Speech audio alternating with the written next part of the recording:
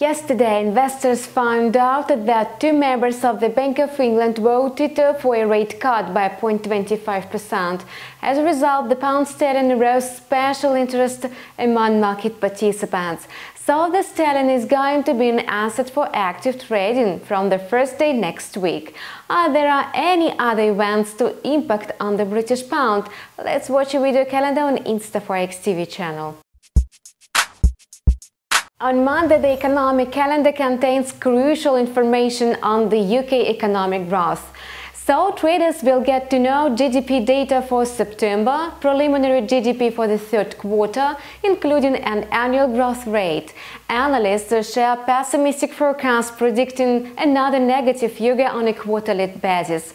It's known from macroeconomics that GDP contraction for 2 quarters in a row is recognized a technical recession. If the pessimistic forecast comes true, it will deal a serious blow to the sterling.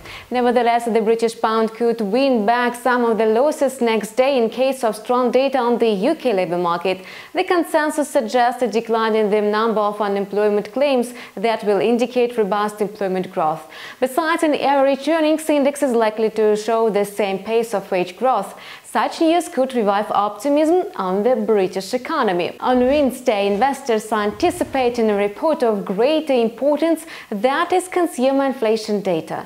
Experts project consumer prices to rise 1.7% in October at the same rate as a month ago.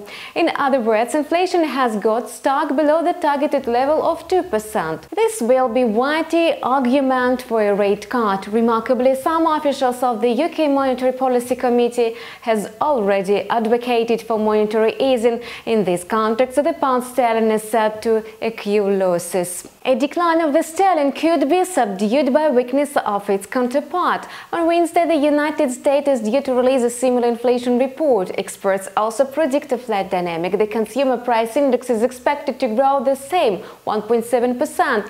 That is also below the target level, so both currencies will lose ground for sure.